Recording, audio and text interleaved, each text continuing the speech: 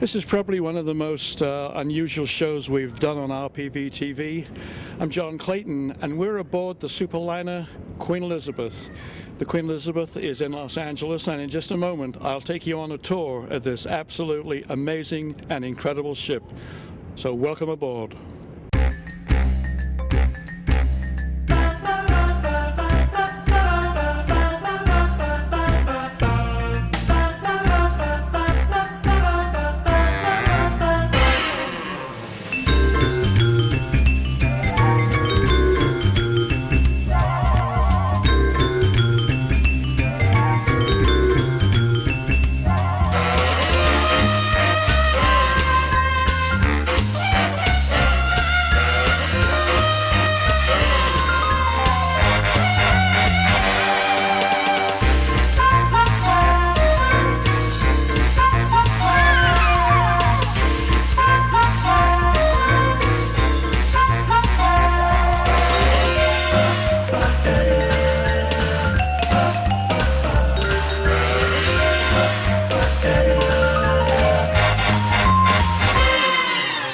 This would be a good opportunity to ask you, this is the ship's first visit to Los Angeles, which means the first voyage of the ship was? The first voyage was out of Southampton, England, and it was through the Canary Islands. When? It was on October the 12th. Last year? Yes, of last year.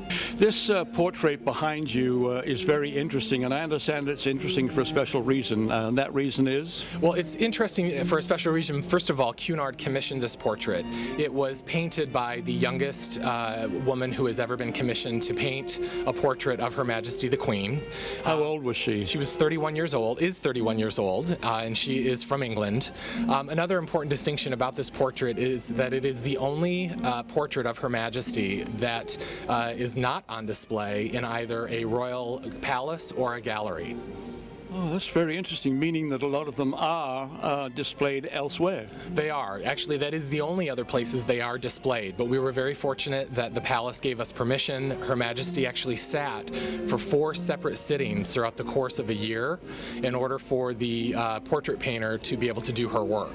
And has she seen a place of honor on the ship? She actually has, both the portrait painter as well as Her Majesty. When we launched the ship in England back in October of this past year, Her Majesty saw the portrait for the first time and had the first opportunity to meet Isabel Peachy, the portrait painter. We're standing in front of a very impressive, painting of the Queen Elizabeth, and this is somehow significant, and perhaps you can tell us why it's significant. Well, absolutely. Well, first of all, it's actually wood marquetry. So what you're looking at are panels of wood. There are 8 different types of wood that create this mural of the original Queen Elizabeth, and the distinction of it is that it was created by David Lindley. David Lindley happens to be the only nephew of Her Majesty the Queen. If I can inject a little of my own personal memory, if my memory serves me correctly, that is the son of Princess Margaret. That is correct. And he also has the title Viscount Lindley, yes. But in his in this particular profession, in his craft, which obviously he's extremely talented at, we refer to him as David Lindley. Did the Queen Elizabeth people approach him to do this? No, actually we did. We were looking for a particular marquetry style wood design that we would have here, and certainly as our designers began to do their research, he is certainly one of the preeminent woodworking experts in Great Britain, so it was a natural fit for us. We're in a very intimate restaurant, and this is the Britannia Club restaurant, and it's a new concept that we introduced actually on Queen Mary II, and on Queen Elizabeth we actually reconfigured the ship so that we could have a dedicated space. What the Britannia Club is a private dining venue that's linked to our top balcony cabins. So what it affords our guests in those top balcony cabins is a somewhat similar experience to what you might experience if you were to sail in the Queen's Grill or the Princess Grill, where you have a private dining restaurant. I think one of the interesting things walking down this corridor is, as I think I told you, I've been on the original Queen Mary and the original Queen Elizabeth, and as we walk down this hallway, it looks like simulated wood, and of course, as you know, all the previous Cunard liners were filled with really classic wood. Yeah, that's very true. And so, one of the objectives of our designers today was to go visit those original ships of ours. Our design team visited the original Queen Mary in Long Beach. They looked at reference material from the original Queen Elizabeth. Of course, they visited QE2. And so a lot of what you see with the rich woods, the panel detail, the backlit glass is all very much a part of taking a look at that ocean liner aspect and really bringing that to life today. We're standing in the Britannia restaurant, which is the main dining room on Queen Elizabeth. It is a two-story dining room. It is the main dining room for the ship. It is designed in an Art Deco period, and certainly a lot of what you see throughout the entire ship is really an homage not only to the first Queen Elizabeth, but the entire Art Deco period, the 30s, the 40s. You can see the elegant detail within the main center of the dining room here. There's a grand sweeping staircase, which is certainly very much a part of the idea of dressing for dinner. And also, one of the things that is just really elegant about this room is also the light fixtures which you see. One of the things I really enjoyed tremendously on the original Queen Elizabeth and the Queen Mary, both of which I've sailed on, as I told you, was having afternoon tea. And I'm not sure where you have that, but the waiters all have white gloves, and it's, cucumber sandwiches and watercress and all that. Well, that tradition remains today. We absolutely serve afternoon tea on every voyage. So, John, we're in the Veranda Restaurant, and the Veranda Restaurant is an original restaurant concept for us that has some interesting origins to our history. On the original Queen Mary was the Veranda Grill, and the Veranda Grill was the inspiration for what many of our guests know today to be the Queen's Grill and Princess Grill. So what we did here in this restaurant, which is one of our alternative dining venues, is we took that concept and we gave it a modern flair. Our executive chef, Jean-Marie Zimmerman, is the one overseeing the development of this restaurant concept. He designed the menu. He's a Michelin star award-winning chef. And what we did in terms of the design is we actually looked at the original Veranda Grill on the Queen Mary. And so a lot of the interiors that you see here, the artwork that's on the walls, we actually had artists recreate the original paintings that were found on the original Veranda Grill of the Queen Mary, and those are here today on Queen Elizabeth.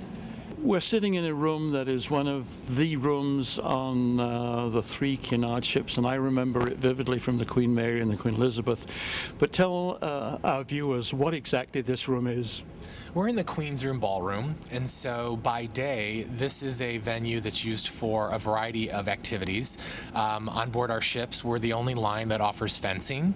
Fencing? Yes, we do offer fencing. It's an activity that originated on Queen Victoria. Happens to be one of the favorite pastimes of Queen Victoria's husband, Prince Albert. And so we brought that over to Queen Elizabeth. So in this very area you see here, on any given day, there could be some fencing lessons going on. We also do ballroom dance lessons. We'll do group dance lessons in here. And then in the afternoon, the Queen's Room Ballroom is used for traditional afternoon tea.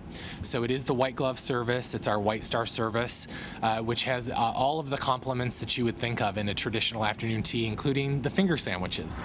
One of the highlights of anyone visiting England is, I want to go to an English pub. And I believe we're sitting in an English pub, except it's on the Queen Elizabeth. That's correct. One of my favorite places on board any of our Cunard ships. Of course, we have a Golden Lion pub here on the Queen Elizabeth, and this is where we are sitting now. One of the great things about the Golden Lion pub is that you can come into this venue and enjoy some traditional pub fare. Of course, pints of beer. You can, of course, enjoy fish and chips. We have bangers and mash. We have shepherd's pie. Everything you would expect in a traditional English pub. The only thing missing, I'm sure, any Brit knows that English fish and chips is always served in an English newspaper. That probably doesn't happen on the ship, though. It does not happen on the ship, but nonetheless, I have had the fish and chips. In fact, it's one of the things I enjoy most when I'm on board. I highly recommend it. To be quite honest, I'm really not interested in clocks, but I understand there's something special about this clock right here. There is. We're standing in the Royal Arcade aboard Queen Elizabeth, and the clock that you see here is a commissioned clock. The clockmaker is Dent, which happens to be the clockmaker and official timekeeper of Big Ben in London. We're standing in a very panoramic room here, if that makes sense. Brian, what exactly is this? Well, we're standing in the Commodore Club, which is one of our 14 bars and lounges on board Queen Elizabeth.